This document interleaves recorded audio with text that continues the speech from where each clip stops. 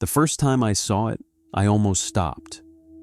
It was just past midnight on the old Wattle Line, one of those long rural stretches where the road feels like it was poured into the darkness and left to harden without anyone checking it. No streetlights, no service, just your headlights, the scrub on both sides, and the steady, hypnotic thrum of tires. Something lay ahead in the left lane. I eased off the accelerator, hazard reflex kicking in before my brain caught up. A kangaroo, my mind supplied automatically. Too common out here, too familiar, too easy. Then it moved, not the way an injured roo moves, scrambling or trying to stand. This thing dragged itself forward with a slow, pathetic determination, one forelimb reaching, claws scratching weakly at the asphalt, while the rest of its body lagged behind at a wrong angle. Back legs twisted beneath it, tail flattened like it had been crushed. My mouth tightened. I've lived in the bush long enough to know the rules people don't write down. If you hit an animal and it's suffering, you don't leave it. You pull over. You do what you have to do. Kindness isn't optional out here. It's part of the deal. So I slowed. Then the animal lifted its head. The eyes caught my headlights and flared bright. Too bright. Too focused. Not the wide panic of pain. Not the blind thrash of shock. Watching. A cold line ran down my spine. The head sat too low to the ground. The neck stretched longer than it should, the skull flattening slightly as it craned up. The mouth opened and closed in small test motions, like it was practicing the idea of breathing. I stopped completely. For one still second, it held the injured pose perfectly.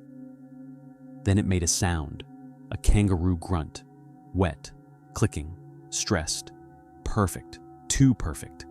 The sound hit me like a hand on the chest, a trigger buried deep in the part of the brain that hates suffering. Every instinct screamed to get out and help. That urge felt applied, like pressure. I stayed in the car. The creature dragged itself one more meter forward.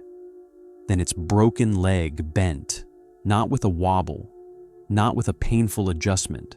It folded cleanly backward as if the joint had always been made that way. The illusion slipped for less than a heartbeat, long enough for me to see the limb was too jointed and too thick at the base, ending not in a paw, but in a blunt, dark pad that gripped the road like rubber.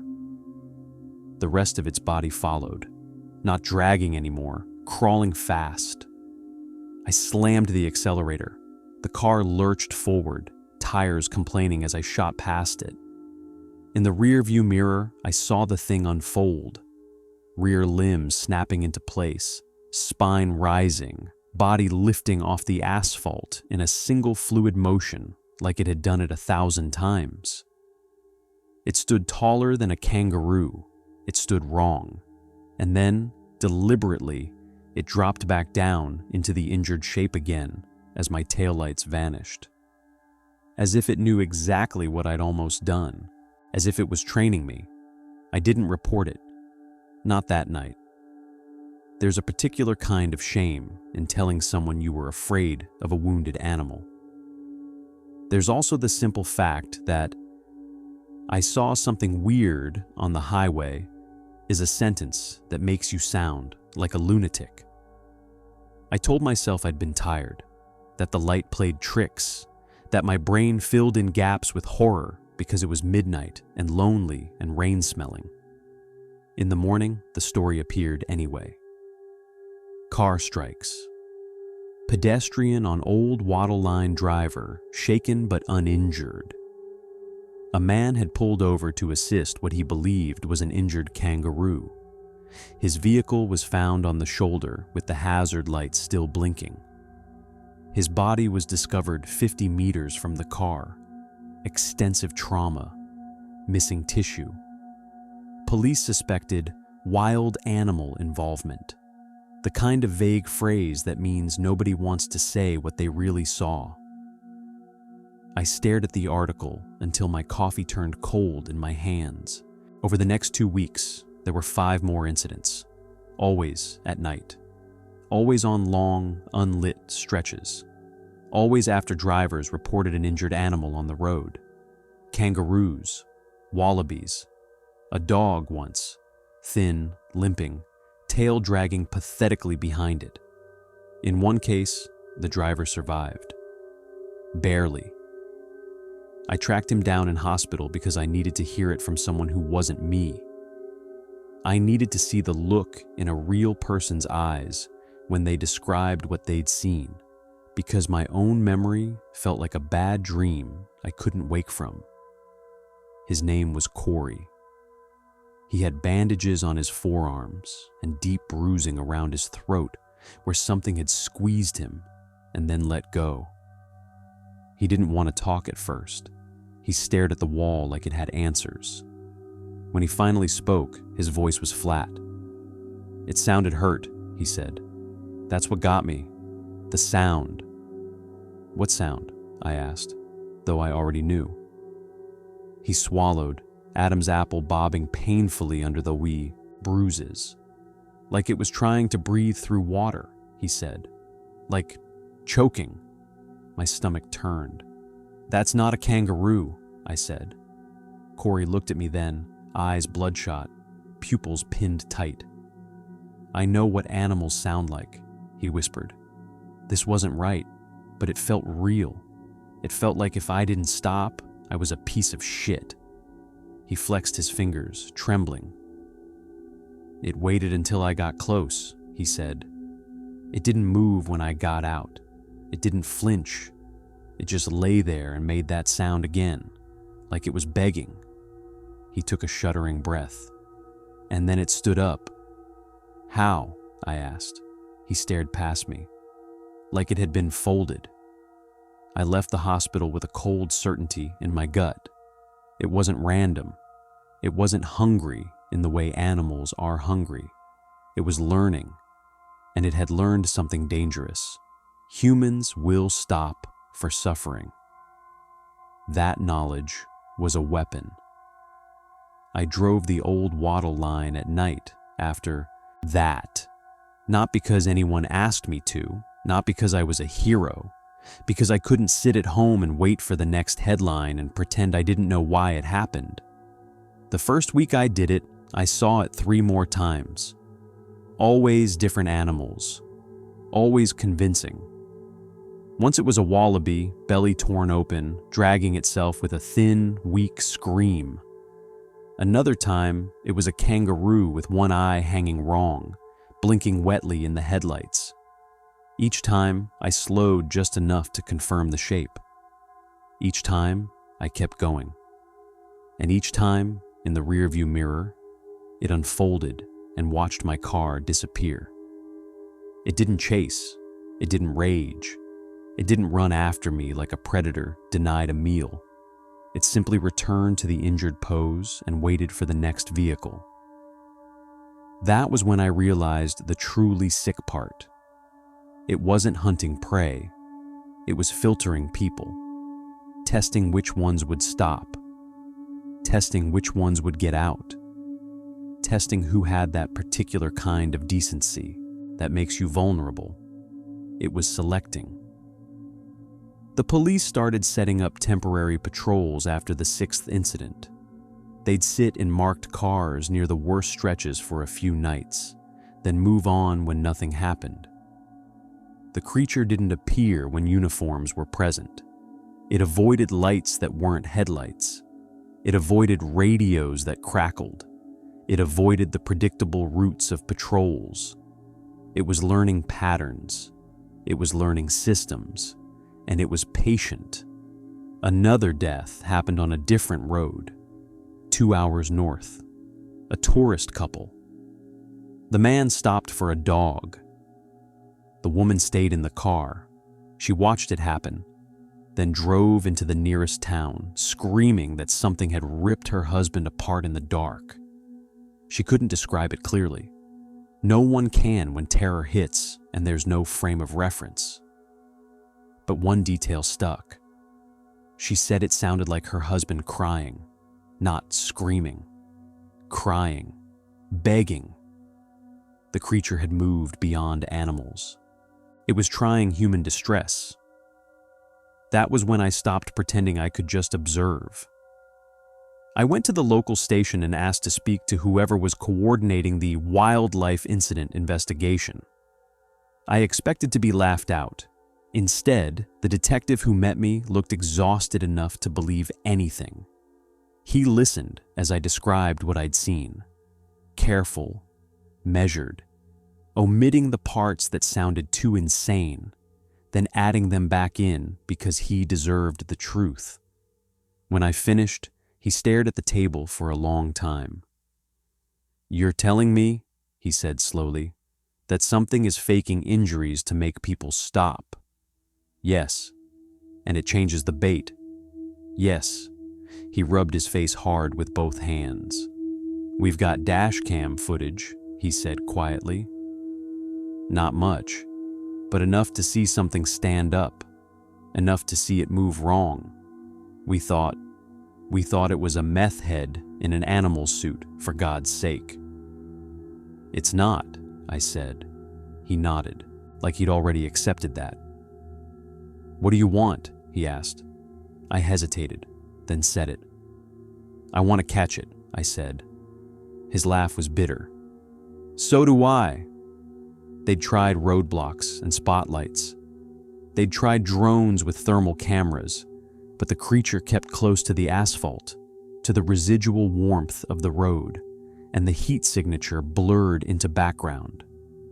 It was clever enough to position itself near culverts and drains that vented warm air. It used the landscape like it was built for it. I told them the only time it showed itself was when it thought the bait worked. We needed to let it think it was winning. They didn't like that plan, neither did I. But the death toll kept climbing, so we made a trap. Not a big Hollywood trap with helicopters and SWAT teams. A rural trap, practical, ugly. We picked a stretch of road where the bush closed tight on both sides, with a shallow embankment and a narrow service track behind it. We set up hidden, floodlights angled low to catch movement without casting big obvious beams. We placed a few officers and 2 wildlife rangers in the scrub with rifles loaded with high-caliber rounds. Legal under emergency permission that nobody wanted to sign. And for bait, we used something that would pull any decent person out of their car. A dog. A realistic body built from foam and fur and blood bags. A convincing whimper track played from a speaker hidden in its chest. A slow, irregular breathing sound layered under it. Everything designed to trigger that same reflex. Stop and help. I hated it. We set it up just after midnight, then killed all lights and waited. The road went quiet. A few cars passed, their headlights sweeping over the fake dog. Most slowed briefly, some swerved around. One man rolled down his window and shouted something angry into the night, then drove on. No one stopped. At 1:13 a.m., a ute approached and slowed. Hazards blinked on. The driver pulled over. My heart slammed. "Abort," the detective murmured into the radio. "We're not sacrificing a civilian." Too late. The man got out. He stepped into the beam of his headlights, shoulders hunched against the cold, and walked toward the dog. He crouched, and then he froze. I saw it in the way his posture changed, like the world had said something his body understood before his brain did. Something moved in the bush, not toward him, around him, behind him. The fake dog's whimpering stopped abruptly, cut mid-breath. The man straightened, suddenly alert. "Mate!" he called into the dark. "Is someone there?" He took a step back toward his car. The creature stood up in the headlight beam, right behind the fake dog. It had been lying there the whole time, not the fake, the real thing. It had replaced the bait without any of us seeing. For a heartbeat, it looked like a kangaroo in shock. Head down, limbs splayed, body trembling. Then the illusion peeled away. Its torso lifted and its spine segmented as it rose. The limbs unfolded like hinges, joint after joint, too many for any animal that should exist on land. Its skin was a matte gray-brown, slick in places, with patches of rough, hardened plates like old callus grown into armor. Its head widened as it rose, flattening into a shape that shouldn't move like flesh. Its mouth opened vertically. Rows of flat, interlocking teeth glistened inside, not sharp, but heavy, like grinding surfaces. The man screamed and bolted for his car. The creature didn't pounce. It moved like a machine, engaging. One of its limbs shot forward and planted on the asphalt with a dull slap, then another, each placement deliberate, weighty, too fast. It reached the man at the driver's side door. He fumbled with the handle, sobbing, eyes wild. The creature closed around his legs, not biting, closing, pressure. The man's scream turned into a choking sound as his lower body vanished into the vertical mouth. The teeth didn't tear. They compressed. I heard a wet crack that turned my stomach to ice. "Now!" the detective yelled. The floodlights snapped on. The scrub exploded with gunfire. The creature recoiled, not in pain, but in surprise, as impacts struck its plates with dull thuds. One round hit the softer area near its shoulder, and a dark fluid sprayed, not blood exactly, thicker, almost oily. It released the man, or what was left of him. The body hit the asphalt in two pieces, lower half missing, upper half still twitching. The creature pivoted toward the lights, and in that moment I understood something terrible. It wasn't afraid. It was assessing.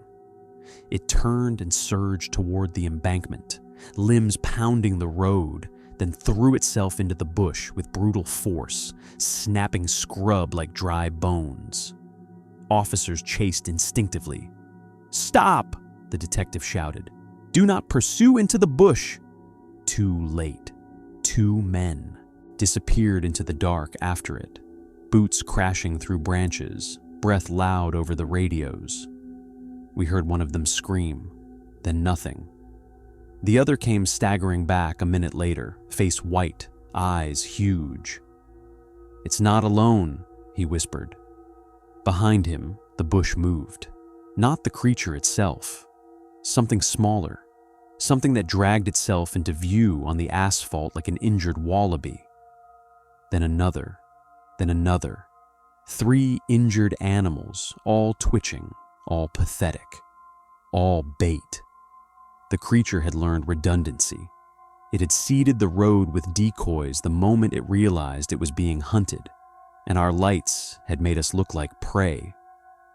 "Back!" the rangers shouted, weapons up. One of the decoys stood abruptly, unfolding with the same wrong hinge joints, and rushed the nearest officer. He fired. It didn't stop. It hit him like a battering ram and knocked him into the ditch. It didn't bite. It pinned him and pressed, and his scream turned into a gurgle. The other decoys surged too, not toward the lights, toward the people. The creature wasn't hunting with one body anymore. It was hunting with a system. We retreated to the cars. Floodlights swung wildly. Gunfire flashed. The smell of cordite mixed with damp earth and that copper-wet stink I now associated with it. We lost 2 more men before we pulled out. The main creature vanished into the bush. The decoys collapsed back into the injured poses as soon as we backed away, as if they were saving energy, waiting for the next car, like obedient tools. By sunrise, the road looked normal again. No bodies on the asphalt, no blood, just tire marks and trampled scrub. The city cleaned the scene fast, faster than it should have been possible. Wildlife incident, the report said. Tragic fatality. Investigation ongoing. The ranger who'd fired the cleanest shots told me the rounds should have killed it. They didn't even slow it properly, he said, voice hollow. It's like shooting a truck tire. What is it? I asked. He looked at the road as if it might answer. Something that learned us, he said. After the trap, it changed. It stopped using only animals. Now it used cars. It started leaving vehicles on the shoulder with hazard lights blinking, doors open, keys in the ignition. People would pull over out of instinct, assuming someone had broken down. Sometimes they'd see a figure in the distance, hunched, limping, waving weakly. Always just far enough to make you get out. Always just hidden enough that you'd be alone by the time you reached it. The creature learned sirens too.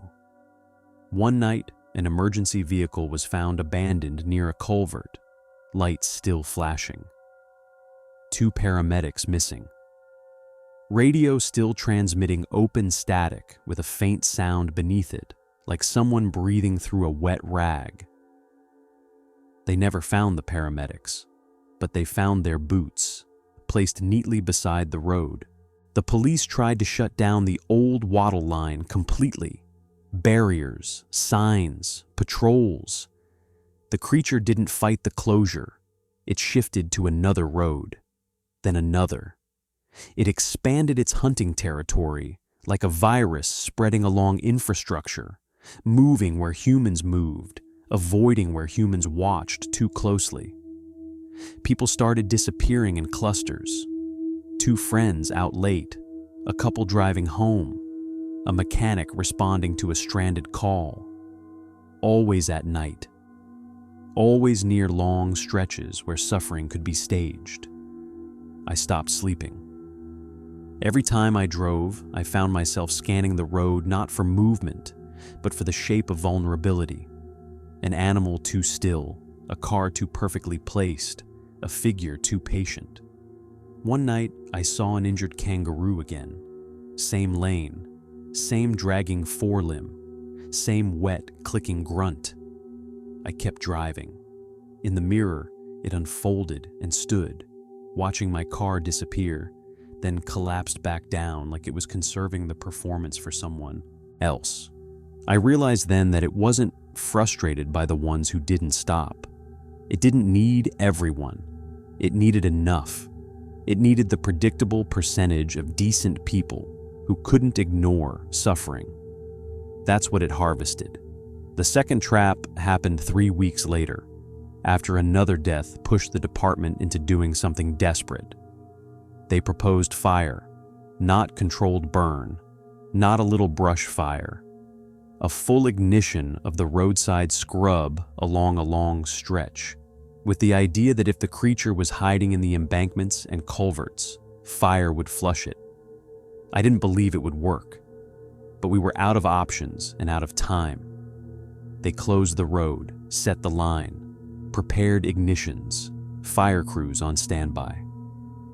At 12:44 a.m., the burn began. Flames crawled along the scrub like something alive, crackling, sending smoke across the asphalt. For a few minutes, nothing happened. Then, across the road, something moved in the smoke. A figure, a hot person-shaped silhouette, bent over, limping. A voice called out, weak and frightened. "Help, please." My skin turned to ice. It wasn't just mimicking distress. It was mimicking language. The voice sounded human, but wrong. Too flat in the wrong places, like a recording being played through flesh. One of the younger firefighters stepped forward instinctively. "Stay back!" the captain shouted. The young guy hesitated, torn between training and reflex. The voice cried again, more convincing. "Please, it hurts." He took one more step. The silhouette stood up and unfolded. The smoke parted just enough for the firelight to catch it, and my stomach dropped. It wasn't one creature. It was the same creature, but extended, multiple bodies or appendages moving in coordination, like a cluster, like a machine with many arms. Some of the limbs were the same blunt, pad-ended appendages I'd seen before. Others were thinner, more flexible, used to shape the bait, used to make the silhouette look human. The mouth opened vertically, and inside the teeth glowed in the firelight like wet stone. The firefighter screamed and stumbled back. The creature surged forward, and the fire didn't stop it. It moved through flames like it didn't register heat the way mammals do, plates shielding its softer areas, limbs slapping the asphalt with brutal confidence.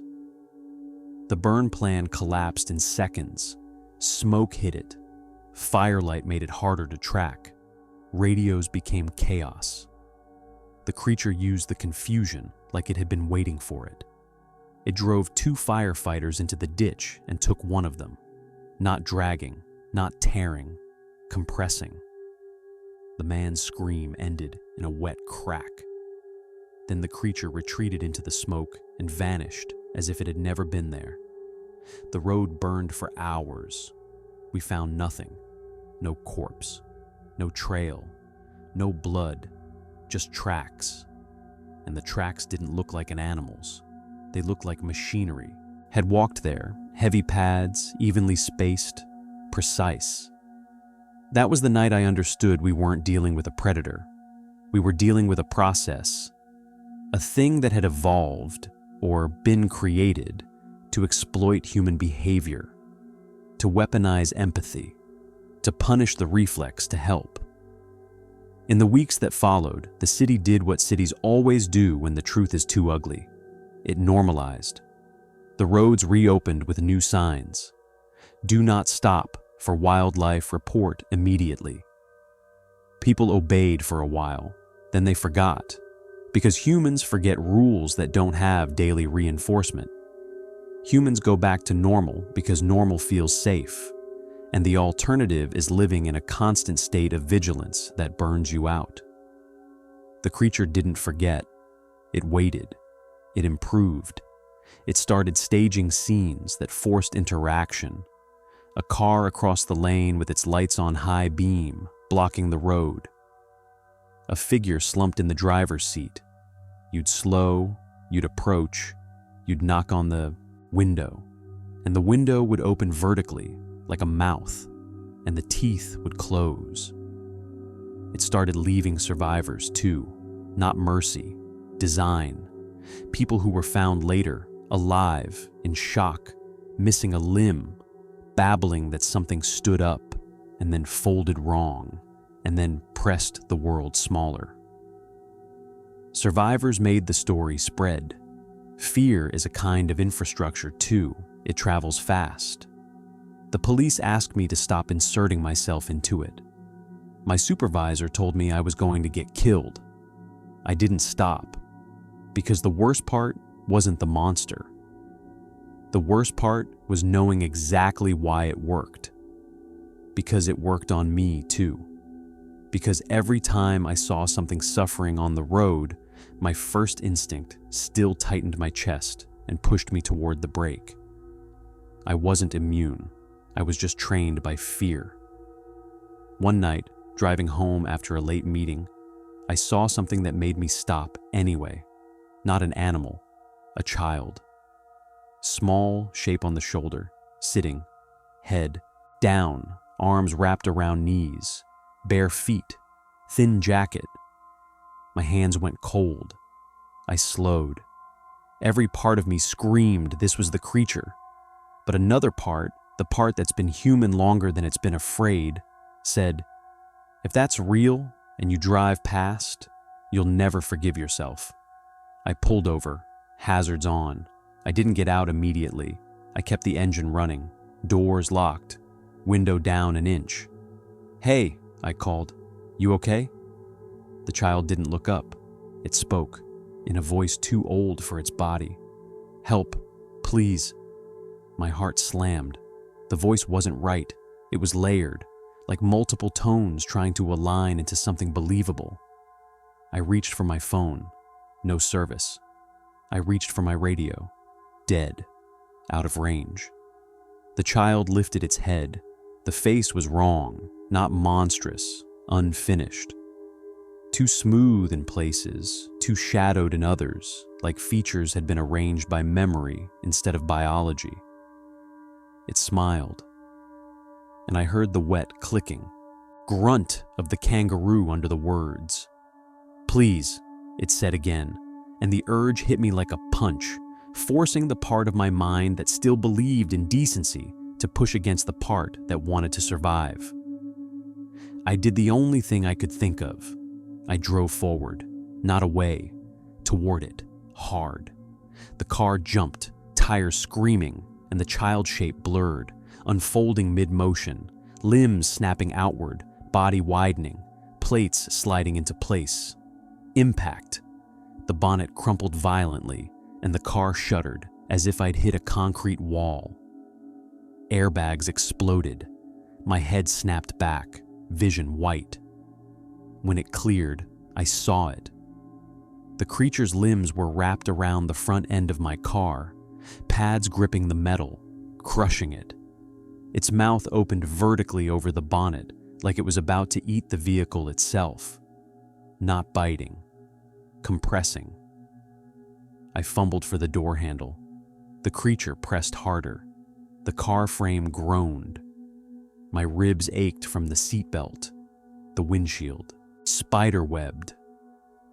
The creature's head lowered, and it looked at me through the cracked glass with eyes that weren't eyes so much as reflective membranes, catching my own terror and giving it back. Then it made a sound. Not an animal, not a human, a near-perfect imitation of my own voice. "Help," it said, and for a sick moment, I understood its final evolution. It didn't need to lure strangers anymore. It could lure people who loved you. It could become you. It could stage suffering in your voice until someone answered. The metal beneath its pads gave with a loud, wet shriek. The bonnet folded inward. The creature's mouth closed around the front of the car. Pressure hit like a wave. The world tightened. And then, suddenly, it released. Not because it failed, because it chose to. It backed away into the darkness, unfolding and collapsing with smooth precision, leaving my car wrecked, my lungs burning, my hands shaking. It stood at the edge of the headlights, for a long second, watching me. Then it dropped into the injured kangaroo pose again, one forelimb dragging, back legs twisted, head tilted. It made the wet clicking grunt. Patient. Waiting. A car appeared in the distance behind me, headlights approaching. I felt panic surge. If that driver saw the injured Roo and the wrecked car, they would stop. They would get out. They would come to help me. And the creature would take them, because that's what it did. It used suffering like a hook. I forced myself to move. Every muscle screamed. I fumbled with the seatbelt, fingers clumsy, and fell out of the car onto the asphalt, coughing, tasting blood. The approaching headlights grew brighter. I dragged myself toward the center line, waving weakly, not to lure them, to warn them, to stop them from stopping. The driver slowed, confused, hazards blinking on. I screamed, throat tearing. "Don't stop! Go! Go!" The car hesitated. The creature made the injured. Sound again. The driver's brake lights flared. I saw it. The human reflex, the decency, the impulse to help. I lunged forward and slapped the side of the vehicle as it rolled past, leaving a smear of blood on the paint. "Go!" I screamed again. The driver accelerated, fear overriding kindness, and the car surged away into the dark. Behind me, the creature unfolded. It didn't chase the car. It turned toward me instead. It had let me live long enough to create fresh bait. a wrecked car, a bleeding man on the road, a perfect reason for the next decent person to pull over. It stepped closer, pads slapping softly against the asphalt, head tilting as if curious. Then it spoke again in my voice, gentle, pleading. "Help, please!" It wanted me to answer, not with words, with behavior, with participation. It wanted me to become part of its hunting pattern. I stared up at it, trembling, and the truth settled heavy in my chest. You can't defeat something that weaponizes your best instincts. You can only learn to live without them. The creature lowered its head, mouth opening vertically. The teeth inside weren't sharp. They were heavy, grinding, made to turn bodies into clean, manageable pieces. It leaned closer, and the smell of damp metal and warm animal filled my lungs. Then behind it, far down the road, another car's headlights appeared. The creature paused. It looked back toward the approaching vehicle, then back to me, as if deciding which bait was better. It made the injured kangaroo sound again, soft, convincing, and it dropped back down into the pose. Because it didn't need to kill me. Not yet. It needed me alive. It needed me on the roadside. It needed suffering that looked real. I understood then that I was going to die out there, but not quickly. I was going to become part of the story drivers told each other. A warning, a reason to stop, a reason to get out, a new hook for the decent. The headlights grew closer. I tried to crawl away, but my body was weak and the road was endless. The creature waited, and in the dark bush beyond the shoulder, I saw movement, other shapes, other injured forms, lying in rehearsed misery, ready to stand when needed. The highway wasn't being hunted by one monster anymore. It was being worked, like a line, like a system, like something that would keep operating long after people stopped believing it was real. The last thing I heard before the next car reached us was my own voice, coming from the roadside in a perfect imitation of pain. "Help, please." And I knew with sick certainty that someone would answer,